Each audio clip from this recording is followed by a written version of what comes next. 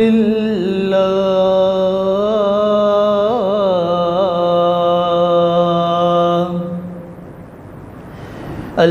لله وكفى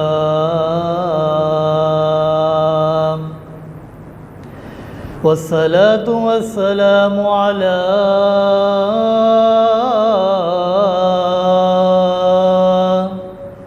سيد الرسل وخاتم الأنبياء وعلى آله وأصحابه الأتقياء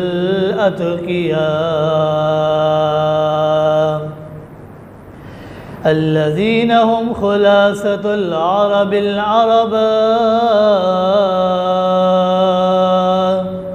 وخير الخلائق بعد الأنبياء. أما بعد، فأعوذ بالله من الشيطان الرجيم. بسم الله الرحمن الرحيم. قد أفلح المؤمنون الذين هم في صلاتهم خاشعون والذين هم عن اللغو معرضون والذين هم للزكاة فاعلون. صدق الله العظيم. وقال النبي صلى الله عليه وسلم: يبتلى الرجل على قدر دينه، فإن كان في دينه سلابة زيد في بلائه. صدق الله العظيم. وصدق رسوله النبي الأمي الكريم، ونحن على ذلك لمن الشاهدين والشاكرين. والحمد لله، الحمد لله رب العالمین۔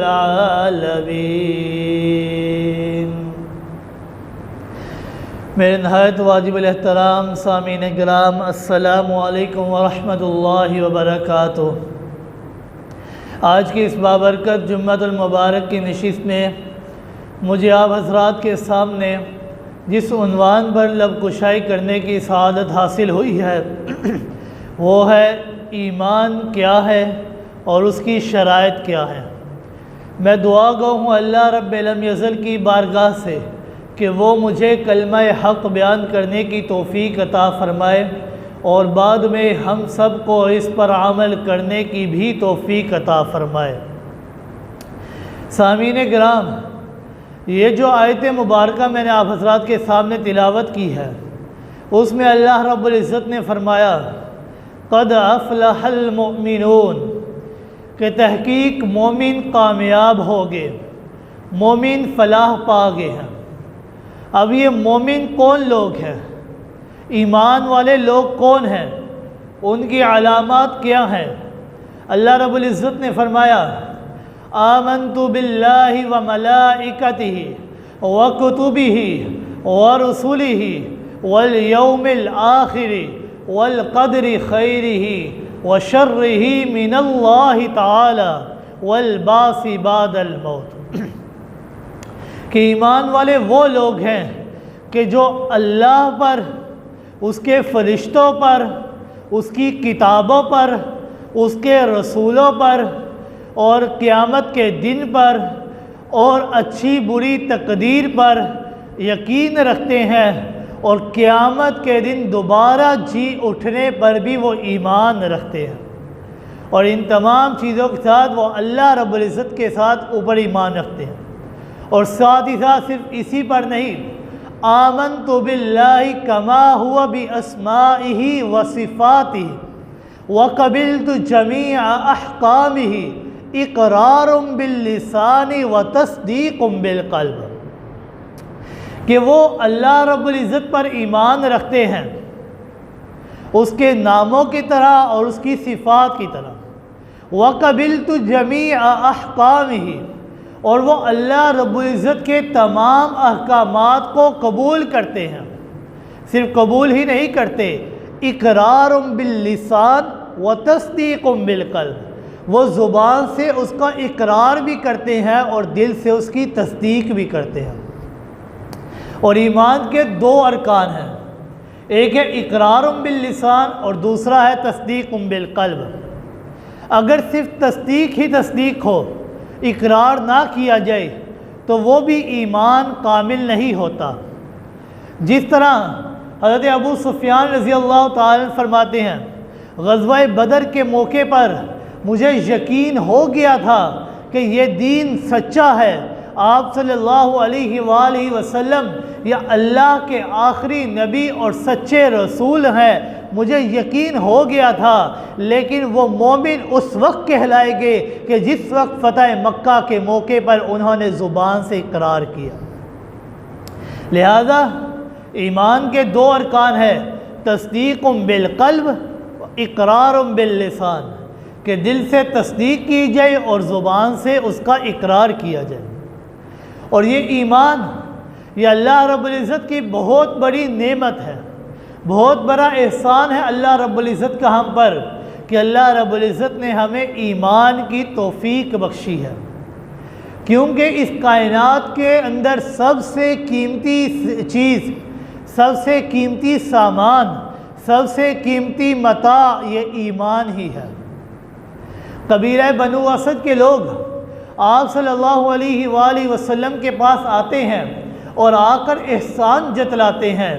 اللہ رب العزت نے قرآن مجید کے اندر ذکر کیا، سورۃ الحجرات 26واں سپارہ آیت نمبر 17 میں، اعوذ باللہ من الشیطان الرجیم، بسم اللہ الرحمن الرحیم، یمنون علیک ان اسلموا قل لا تمنوا علی اسلامکم بل اللہ یمن علیکم ان ہداکم للایمان، کہ وہ لوگ آپ صلی اللہ علیہ وآلہ وسلم کے پاس آتے ہیں اور آ کر کہتے ہیں، یمنون علیک ان اسلموا، کہ ہم نے آپ کے اوپر احسان کیا ہے کہ ہم نے آپ کے دین کو قبول کر لیا ہے، ہم اسلام لے کر آ چکے ہیں۔ اللہ رب العزت نے فرمایا، قل لا تمنوا علی اسلامکم، کہ میرے محبوب پاک پیغمبر صلی اللہ علیہ وآلہ وسلم آپ ان کو جواب دیں، لا تمنوا علی اسلامکم، کہ تم نے اسلام کو قبول کر کے میرے اوپر احسان نہیں کیا، بل اللہ یمن علیکم ان ہداکم للایمان، بلکہ اللہ نے تمہارے اوپر یہ احسان کیا ہے کہ اللہ نے تمہیں ایمان کی توفیق بخشی ہے۔ مثال کے طور پر اگر کوئی نوکر کسی بادشاہ کی غلامی کرتا ہے، کسی بادشاہ کے کام کاج کرتا ہے، بادشاہ کی خدمت کرتا ہے، اور پھر وہ نوکر بادشاہ کے پاس جا کر کہے کہ میں تمہاری خدمت کر کے تمہارے اوپر احسان کرتا ہوں، یہ تو بہت ہی عجیب سی بات ہے، یہ تو بادشاہ کا احسان ہے کہ اس نے اپنی خدمت کے لیے اس کو منتخب کیا ہے۔ اسی طرح اے لوگوں، تم نے ایمان کو قبول کر کے اللہ پر احسان نہیں کیا، بلکہ اللہ نے تمہارے اوپر یہ احسان کیا ہے کہ تمہیں ایمان کی توفیق بخشی ہے۔ تمہیں مومن کے بننے کا توفیق بخشی ہے، تمہیں ایمان والا بنا دیا ہے، تمہیں ایماندار لوگوں کی صفوں میں شامل کر لیا ہے۔ یہ اللہ کا احسان ہے، تمہارا احسان نہیں۔ اور جس طرح ایک انسان درخت کی پرورش کرتا ہے، درخت کو بوتا ہے، اس کا بیج بوتا ہے، کس طرح وہ درخت پروان چڑھتا ہے، سال ہر سال تک وہ انسان محنت کرتا ہے اس درخت کے اوپر، پھر کتنے عرصے کے بعد انسان کو اس کا میٹھا پھل نصیب ہوتا ہے۔ صرف اتنا ہی نہیں، وہ پھل جب اس کو نصیب ہوتا ہے تو وہ انسان اس پھل سے فائدہ بھی اٹھاتا ہے۔ اسی طرح ایک انسان ایماندار ہو، وہ ایک انسان کافی عرصے تک اپنے ایمان کی پرورش کرتا رہتا ہے۔ جب انسان اپنے ایمان کی پرورش کرتا ہے تو ایک نہ ایک وقت اس کے اوپر ایسا آ جاتا ہے کہ انسان اپنے ایمان کی حلاوت اور مٹھاس کو محسوس کرنے لگ جاتا ہے۔ اور ایمان کی حلاوت اور مٹھاس کیا ہے، اس کی علامت کیا ہے، یہ بات میں اپنی طرف سے نہیں بلکہ آمنہ کلال صلی اللہ علیہ وآلہ وسلم کے فرمان کی روشنی میں کروں گا کہ آپ صلی اللہ علیہ وآلہ وسلم نے فرمایا، حدیث شریف میں ہے، ثلاث من کنا فیہ وجد بہن حلاوت الایمان، کہ تین باتیں، تین چیزیں جس انسان کے اندر آ جائیں وہ انسان وجد بہن حلاوت الایمان، وہ ایمان کی حلاوت اور مٹھاس کو چکھنے لگ جائے گا، ایمان کی حلاوت اور مٹھاس کو محسوس کرے گا۔ ایمان کی حلاوت اور مٹھاس کے لیے وہ تین چیزیں کون سی ہیں؟ آپ صلی اللہ علیہ وآلہ وسلم نے فرمایا، پہلی چیز ان یکون اللہ ورسولہ احب الیہ مما سواہما، کہ اللہ اور اس کے رسول کی محبت، سارے رشتہ داریاں، ساری قرابتیں، سارے تعلقات سے زیادہ اس انسان کے اندر اللہ اور اس کے رسول کی محبت ہو، یعنی سب سے زیادہ اللہ اور اس کے رسول کی محبت انسان کے دل میں ہونی چاہیے۔ جب یہ چیز انسان کے دل میں آ جائے گی تو انسان ایمان کی حلاوت اور مٹھاس کو چکھے گا۔ دوسری چیز ان یحب المرء لا یحبہ الا للہ، کہ انسان اگر کسی انسان سے محبت کرتا ہے تو اللہ کی رضا کی خاطر کرتا ہے، اور اگر کسی انسان سے نفرت کرتا ہے تو وہ بھی اللہ کی رضا کی خاطر کرتا ہے۔ توڑ پیدا کرتا ہے تو اللہ کی رضا کی خاطر کرتا ہے، جوڑ پیدا کرتا ہے تو وہ بھی اللہ کی رضا کی خاطر کرتا ہے۔ اور تیسری چیز ان یکرہ ان یعود فی الکفر بعد ان انقذہ اللہ منہ کما یکرہ ان یقذف فی النار، کہ انسان کفر اور شرک میں جانے کو اس طرح ناپسندیدہ سمجھتا ہے کہ انسان بالکل لرز اٹھتا ہے، انسان کو آگ میں جانا منظور ہوتا ہے لیکن اللہ کے ساتھ کفر اور شرک کرنا نامنظور ہوتا ہے۔ جب یہ تین باتیں انسان کے دل کے اندر آ جائیں تو انسان ایمان کی حلاوت اور مٹھاس کو محسوس کرنے لگ جاتا ہے۔ جب انسان ایمان کی حلاوت اور مٹھاس کو محسوس کرتا ہے تو دنیا کی بڑی سے بڑی تکلیف، بڑی سے بڑی آزمائش، بڑی سے بڑی مصیبت انسان کے سامنے ہیچ ہو جاتی ہے، اس کے ایمان کے سامنے چھوٹی ہونے لگ جاتی ہے۔ انسان کو پھر کسی چیز کی پرواہ نہیں ہوتی۔ تو ایمان کی شرائط کیا ہے؟ ایمان کی 6 شرائط ہیں۔ پہلی شرط کیا ہے کہ ایمان صرف جاننے کا نام نہیں، ایمان ماننے کا نام ہے۔ جس طرح ہم انسانوں نے سمجھ لیا ہے کہ ہم انسان ایمان کو جانتے ہیں تو وہ انسان ایماندار نہیں ہوتا۔ ایمان ماننے کا نام ہے، جاننے کا نام نہیں۔ مانتے تو جانتے تو مشرکین مکہ بھی تھے کہ یہ دین سچا ہے، یہود مدینہ بھی یہ بات جانتے تھے کہ آمنہ کلال صلی اللہ علیہ وآلہ وسلم یا اللہ رب العزت کے سچے نبی ہیں۔ وہ جس طرح اپنے بیٹوں کو پہچانتے تھے اسی طرح آمنہ کلال صلی اللہ علیہ وآلہ وسلم کو بھی پہچانتے تھے کہ یہ اللہ کے سچے نبی ہیں۔ اللہ رب العزت نے فرمایا یعرفونہ کما یعرفون ابناءہم، کہ وہ آپ صلی اللہ علیہ وآلہ وسلم کو اپنے بیٹے کی طرح پہچانتے تھے، کہ جس طرح ایک انسان کو اپنے بیٹے کے پہچاننے میں کوئی شک اور کوئی تردد نہیں ہوتا، اسی طرح انسان یہود مدینہ کو آپ صلی اللہ علیہ وآلہ وسلم کی پہچان میں بھی کوئی شک نہیں تھا۔ اگر ایمان صرف جاننے کا نام ہوتا تو وہ بھی ایماندار کہلاتے۔ صرف اتنا ہی نہیں، آپ کے چچا ابو طالب جب ان کی وفات کا وقت قریب آیا، آپ صلی اللہ علیہ وآلہ وسلم نے ان کے سامنے کلمہ توحید کو پیش کیا تو انہوں نے جواب دیا کہ اے میرے بھتیجے، میں یہ بات جانتا ہوں کہ تیرا دین سچا ہے، اے میرے بھتیجے میں یہ بھی بات جانتا ہوں کہ تو میرا خیر خواہ ہے، اے میرے بھتیجے میں یہ بھی جانتا ہوں کہ آپ اللہ کے سچے نبی اور امین ہیں، لیکن میں آپ کا ایمان اس وجہ سے قبول نہیں کرتا کہ مجھے لوگوں کی طعن و تشنیع اور ملامت کا خوف تھا۔ اس وجہ سے انہوں نے ایمان قبول نہیں کیا۔ اگر ایمان صرف جاننے کا نام ہوتا تو وہ بھی ایماندار کہلاتے، لیکن ایمان صرف جاننے کا نام نہیں بلکہ ایمان ماننے کا نام ہے۔ دوسری شرط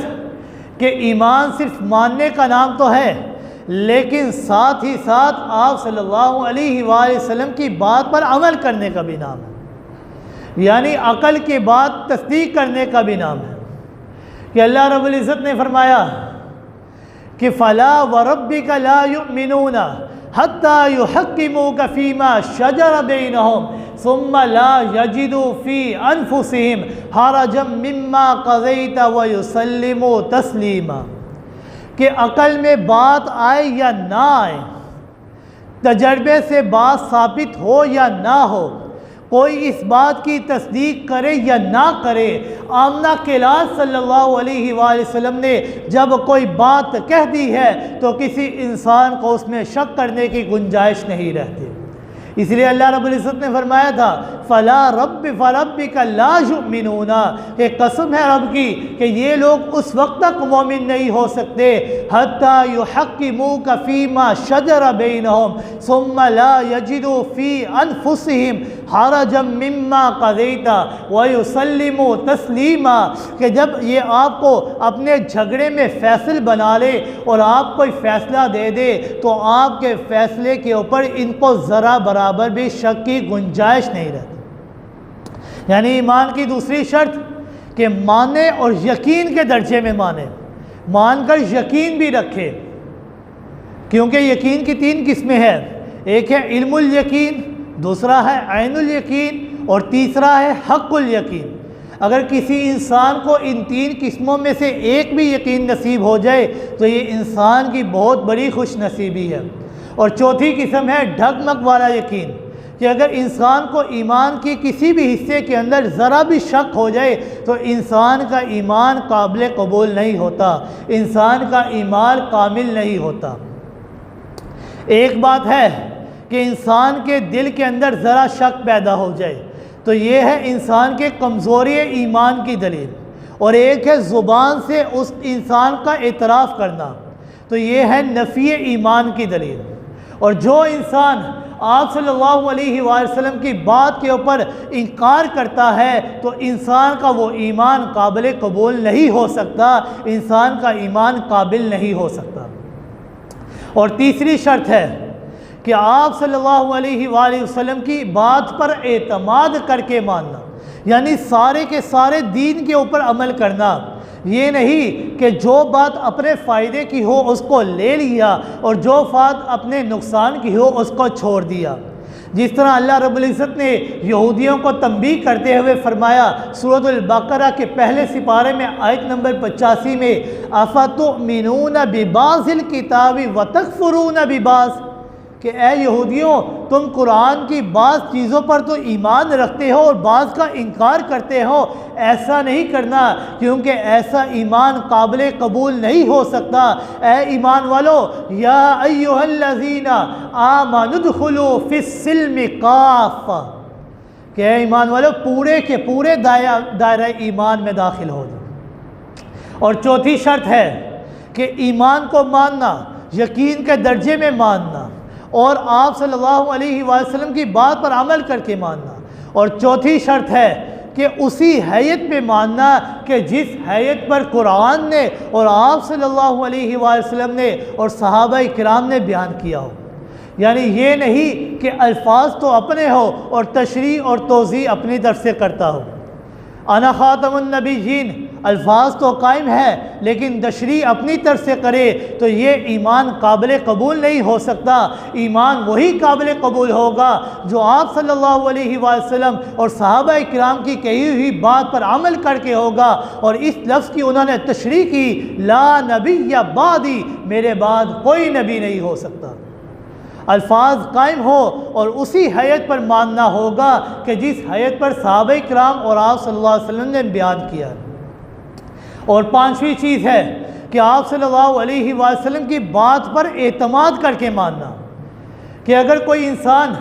کسی بات کو مانتا ہے، اپنی عقل کی وجہ سے مانتا ہے، یا کسی تجربے کی بنیاد پر مانتا ہے، یا کسی کی بات کہنے کی وجہ سے مانتا ہے، اور اگر انسان آپ صلی اللہ علیہ وسلم نے کوئی بات کہی اور انسان کی عقل میں وہ بات نہیں آتی، انسان کے تجربے سے وہ بات ثابت نہیں ہوتی، اور کوئی انسان اس بات کی تصدیق بھی نہیں کرتا، اگر انسان آپ صلی اللہ علیہ وسلم کی بات پر اعتماد کرتے ہوئے ایمان لے آئے گا تو یہ ایمان قابل قبول ہوگا۔ اگر انسان شک کرے گا تو اس کا ایمان قابل قبول نہیں ہو سکتا۔ اور چھٹی شرط یہ ہے کہ انسان ایمان لے کر آئے اور ساتھ ہی ساتھ اس کی ضدین کو بھی چھوڑ دے، کیونکہ اجتماع ضدین محال ہے، یعنی ایک طرف ہو پازیٹیو اور دوسری طرف ہو نیگیٹو، یعنی ایک طرف ہو مثبت ایک طرف ہو نفی، یہ دونوں چیزیں بالکل اکٹھی نہیں ہو سکتی، کیونکہ اجتماع ضدین یہ محال ہے، یہ اکٹھی نہیں ہو سکتی۔ ایک انسان دعویٰ کرے میں توحید کا اقرار کرتا ہوں اور ساتھ ہی ساتھ وہ شرک کا بھی اقرار کرے تو اس کا وہ توحید کرنا، توحید کو ماننا ثابت نہیں ہوتا، اس کا وہ توحید ماننا قابل قبول نہیں ہو سکتا۔ ایک انسان وہ ایمان کو مانتا ہے اور ساتھ ہی ساتھ سوشلزم کو ہی مانے تو اس کا وہ ایمان قابل قبول نہیں ہو سکتا، کیونکہ اللہ رب العزت نے فرمایا سورۃ البقرہ 3 سپارہ آیت نمبر 256 میں، افتؤمنون ببعض الکتاب فمن یکفر بالطاغوت ویؤمن باللہ فقد استمسک بالعروۃ الوثقی، کہ ایمان وہی قابل قبول ہو سکتا ہے کہ ایمان سے پہلے انسان طاغوت کا انکار کرے۔ اب طاغوت کیا ہے؟ طاغوت ہے باطل عقیدوں اور باطل معبود کا ترک کر دینا۔ سب سے پہلے کیا کرے؟ فمن یکفر بالطاغوت، طاغوت کا انکار کرے، پھر کیا کرے؟ ویؤمن باللہ، کہ وہ اللہ کے اوپر ایمان لے، کیونکہ انسان کی ساری زندگی کا دستور بھی یہی ہوتا ہے کہ اگر انسان کسی گھر میں جائے تو سب سے پہلے گھر کی صفائی کرتا ہے، پھر اس کے بعد اس کو خوبصورت کرتا ہے، اور اسی طرح ایمان کا بھی یہی طریقہ کار ہے۔ انسان کلمہ طیبہ پڑھتا ہے تو پہلے انسان اپنے باطن کی صفائی کرتا ہے، پھر تزئین کرتا ہے۔ کس طرح صفائی اور تزئین کرتا ہے؟ انسان کلمہ پڑھتا ہے، لا الہ، اللہ کے علاوہ کوئی نہیں، کوئی بھی معبود نہیں ہے، انسان نے انکار کر دیا، اپنے باطن کے اندر سے ہر چیز کی صفائی کر دی، پھر اس کے بعد اس کی تزئین و آرائش کرتے ہوئے کہتا ہے الا اللہ، کہ اللہ ہی ہے، اس کے علاوہ کوئی معبود نہیں ہے۔ یعنی پہلے صفائی، تخلیہ صفائی، پھر اس کے بعد تحلیہ تزئین یعنی خوبصورتی بنانا، اور الا اللہ کے ساتھ ایمان کی خوبصورتی اور زیادہ ہو جاتی ہے۔ اسی طرح حضرت ابراہیم علیہ السلام کا اسوہ حسنہ بھی ہمارے سامنے موجود ہے کہ سورۃ الممتحنہ 28واں سپارہ آیت نمبر 4 میں حضرت ابراہیم علیہ السلام نے فرمایا اذ قالوا لقومہم انا براء منکم ومما تعبدون من دون اللہ کفرنا بکم وبدا بیننا وبینکم العداوۃ والبغضاء ابدا حتی تؤمنوا باللہ وحدہ، کہ اے لوگوں، میرے اور تمہارے درمیان ہمیشہ ہمیشہ کے لیے دوری ہے، ہمارے درمیان نفرتیں ہیں، توڑ پیدا ہو چکا ہے، صرف ایک ہی چیز ہے جوڑ پیدا کرنے کی، وہ کیا چیز ہے؟ حتیٰ تؤمنوا باللہ وحدہ، کہ تم اکیلے اللہ کے اوپر ایمان لے آؤ۔ یہ ہے ایمان کی شرطیں کہ انسان مانے، پھر مانے تو انسان یقین کے درجے میں مانے، پھر آپ صلی اللہ علیہ وسلم کی بات پر عمل کر کے مانے، اسی حیت میں مانے کہ جس حیت پر قرآن نے اور آپ صلی اللہ علیہ وسلم نے اور صحابہ کرام نے بیان کیا ہے، اور صرف ماننے کا نام نہیں، اس کی ضدین کا انکار بھی کرے۔ یہ ہے ایمان۔ اور صرف اتنا ہی نہیں، ایک انسان ایمان لے کر آتا ہے تو ایمان کے ساتھ ساتھ آزمائش کا آنا یہ شرط ہے۔ اللہ رب العزت نے فرمایا 20واں سپارہ سورۃ العنکبوت آیت نمبر 2 اور 3 میں، الف لام میم احسب الناس ان یترکوا ان یقولوا آمنا وهم لا یفتنون وَلَقَدْ فَتَنَّا الَّذِينَ مِن قَبْلِهِمْ فَلَيَعْلَمَنَّ اللَّهُ الَّذِينَ صَدَقُوا وَلَيَعْلَمَنَّ الْكَاذِبِينَ۔ اللہ رب العزت نے فرمایا احسب الناس، اے لوگو کیا تم نے گمان کر رکھا ہے ان یترکوا، یہ کہ تم چھوڑ دیے جاؤ گے، ان یقولوا آمنا، صرف اس کہنے پر کہ تم نے ایمان لے آئے؟ نہیں نہیں، وَهُمْ لَا يَفْتَنُونَ، تم آزمائے بھی نہیں جاؤ گے، نہیں۔ وَلَقَدْ فَتَنَّا الَّذِينَ مِن قَبْلِهِمْ، میں اللہ رب العزت نے تم سے پہلے لوگوں کو بھی آزمایا ہے، پھر آزما کر میں اللہ رب العزت اس نتیجے پر پہنچتا ہوں، فَلَيَعْلَمَنَّ اللَّهُ الَّذِينَ صَدَقُوا وَلَيَعْلَمَنَّ الْكَاذِبِينَ، کہ کون تم میں سے سچا ہے اور کون تم میں سے جھوٹا ہے۔ اسی طرح اللہ رب العزت نے سورۃ البقرہ 2واں سپارہ آیت نمبر 214 میں بھی ذکر کیا، ام حسبتم ان تدخلوا الجنۃ ولما یأتکم مثل الذین خلوا من قبلکم مستهم الباساء والضراء وزلزلوا حتى يقول الرسول والذین آمنوا معه متى نصر اللہ، کہ اللہ رب العزت نے تم سے پہلے جو ایماندار لوگ ہیں ان کو اتنا آزمایا کہ اس وقت کا رسول بھی یہ کہنے پر مجبور ہو گیا اور ایماندار لوگ بھی یہ کہنے پر مجبور ہو گئے، متی نصر اللہ، اللہ کی مدد کب آئے گی۔ صرف اتنا ہی نہیں، غزوہ خندق کے موقع پر جب اللہ رب العزت نے ایماندار لوگوں کو آزمایا، اللہ رب العزت نے اس کا نقشہ قرآن مجید میں کچھ اس انداز میں کھینچا کہ اللہ رب العزت نے فرمایا آیت نمبر 10 میں 21واں سپارہ سورۃ الاحزاب میں، اذ جاؤکم من فوقکم ومن اسفل منکم واذ زاغت الابصار وبلغت القلوب الحناجر وتظنون باللہ الظنون هنالک ابتلی المؤمنون وزلزلوا زلزالا شدیدا، کہ اللہ رب العزت نے غزوہ خندق کے موقع پر مومنین کو اتنا آزمایا کہ ان کی آنکھیں پتھرا گئیں، وَبَلَغَتِ الْقُلُوبُ الْحَنَاجِرِ، ان کے کلیجے اور دل گلے کو آنے لگ گئے، وَتَظُنُّونَ بِاللَّهِ الظُّنُونَ، وہ اللہ کے بارے میں طرح طرح کے گمان کرنے لگ گئے، هُنَالِكَ ابْتُلِيَ الْمُؤْمِنُونَ وَزُلْزِلُوا زِلْزَالًا شَدِيدًا، میں اللہ رب العزت نے ان کو سخت طرح کا آزمایا، اتنا آزمایا کہ آزمانے کے بعد میں اللہ رب العزت نے اس نتیجے پر پہنچتا ہوں کہ اللہ رب العزت نے اسی سورت کی آیت نمبر 23 میں فرمایا، مِنَ الْمُؤْمِنِينَ رِجَالٌ صَدَقُوا مَا عَاهَدُوا اللَّهَ عَلَيْهِ،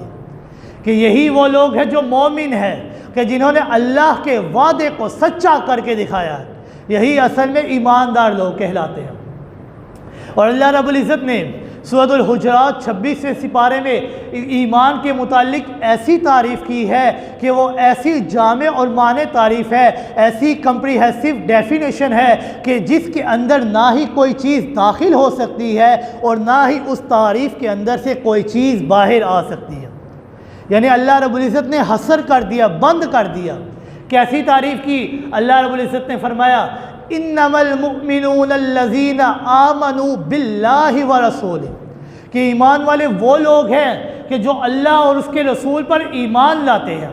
اور اسی جگہ پہ قرآن مجید میں اللہ رب العزت نے الفاظ کا اضافہ کیا، پورے قرآن میں اللہ رب العزت نے اس طرح کے الفاظ کا اضافہ نہیں کیا۔ اللہ رب العزت نے فرمایا ثم لم یرتابوا، صرف ایمان نہیں لے کر آئے، ایمان لانے کے بعد وہ شک بھی نہیں کرتے، شک و شبے کی گنجائش بھی نہیں رہتی۔ وَجَاهَدُوا فِي سَبِيلِ اللَّهِ بِأَمْوَالِهِمْ وَأَنفُسِهِمْ، پھر وہ اللہ کی راہ میں اپنے مال اور اپنی جانوں کے ساتھ جہاد کرتے ہیں۔ اللہ رب العزت نے پھر سے وجہ حصر، شروع میں بھی انما کے ذریعے وجہ حصر کو ذکر کیا اور آخر میں دوبارہ وجہ حصر کو ذکر کیا، تاکہ کوئی اور چیز اس کے اندر داخل بھی نہ ہو اور نہ ہی کوئی چیز اس سے نکل سکے۔ اللہ نے فرمایا اولئک ھم الصادقون، یہی لوگ سچے مومن ہیں، سچے ایماندار کہلانے کے حقدار ہیں۔ اور اللہ آپ صلی اللہ علیہ وسلم نے فرمایا یبتلی الرجل علی قدر دینہ، کہ جو مومن ہوتا ہے وہ مومن اپنے دین کے مطابق ہی اس کو آزمایا جاتا ہے۔ فَإِن كَانَ فِي دِينِهِ صَلَابَةٌ، کہ اگر اس کا ایمان پختہ ہوگا، اس کا ایمان زیادہ ہوگا، یزید فی بلائہ، تو اس کی آزمائش بھی اسی کے مطابق ہوگی، اس کی آزمائش کی اس کے اوپر زیادہ ہوگی۔ اگر کسی انسان کی آزمائش چھوٹی ہے تو انسان کا ایمان بھی کمزور ہے۔ آج ہمیں چھوٹی چھوٹی آزمائشوں میں سے مبتلا کیا جاتا ہے، بڑی آزمائش میں مبتلا کیوں نہیں کیا جاتا؟ اس کی وجہ یہی ہے کہ ہمارا ایمان پختہ نہیں ہے، ہمارا ایمان کمزور ہو چکا ہے، ہم اللہ کے اوپر پکے ایمان نہیں لے کر آتے۔ ہمارے اوپر ذرا سی مصیبت آ جائے، ذرا سی تکلیف آ جائے تو ہم اپنے آپ کو کانپ جاتے ہیں، ہم اللہ کے سامنے نہیں آتے۔ اللہ رب العزت نے فرمایا کہ اے انسان، جو مشرکین ہیں ان کے اوپر جب مصیبت آ جاتی ہے تو وہ بھی میں اللہ رب العزت کو پکارتے ہیں، اے ایمان والو تم تو ایمان لے کر آئے تھے۔ الذین یذکرون اللہ قیاما وقعودا وعلی جنوبہم، تمہاری تو یہ حالت ہونی چاہیے تھے کہ تمہیں ہر حال میں کھڑے ہو کر، بیٹھ کر، لیٹ کر، ہر حال میں اللہ رب العزت کو پکارنا چاہیے تھا، لیکن تم مجھے چھوڑ کر اوروں کے در پر جاتے ہو، کیوں جاتے ہو؟ تم میرے پاس آ جاؤ، میں اللہ رب العزت تمہاری ہر مراد کو پوری کروں گا۔ وَإِذَا سَأَلَكَ عِبَادِي أَنِّي فَإِنِّي قَرِيبٌ أُجِيبُ دَعْوَةَ الدَّاعِ إِذَا دَعَانِ، میں اللہ تو انسان کی اشارت سے بھی زیادہ قریب ہوں۔ اے انسان میرے پاس واپس آ جا، ایمان کو پختہ کر لے، صحابہ اکرام کی طرح کو ایمان لے کر آؤ۔ اللہ رب العزت نے فرمایا سورۃ البقرہ آیت نمبر 137 میں فَإِنْ آمَنُوا بِمِثْلِ مَا آمَنْتُمْ بِهِ فَقَدِ اهْتَدَوْا، یہ اگر تم یہ دعویٰ کرتے ہو کہ تم ایمان والے ہو، تم مومن ہو، تو تمہیں ایمان کیسا لانا چاہیے؟ اللہ رب العزت نے فرمایا بِمِثْلِ مَا آمَنْتُمْ، ان صحابہ اکرام جیسا ایمان لے کر آؤ گے تو تم ایماندار کہلاؤ گے۔ فَقَدِ اهْتَدَوْا، تب تم ایماندار کہلاؤ گے، تب تم ہدایت یافتہ کہلاؤ گے۔ ان کا ایمان کیسا ایمان تھا؟ حضرت عبداللہ ابن مسعود رضی اللہ تعالیٰ فرماتے ہیں کہ میں مسجد کے اندر داخل ہونے لگا، آپ صلی اللہ علیہ وآلہ وسلم نے ایک شخص کو حکم دیا اجلس، وہ مجلس سے کھڑا ہوا تھا، آپ نے اس کو حکم دیا اجلس اجلس، بیٹھ جا بیٹھ جا۔ حضرت عبداللہ ابن مسعود رضی اللہ تعالیٰ فرماتے ہیں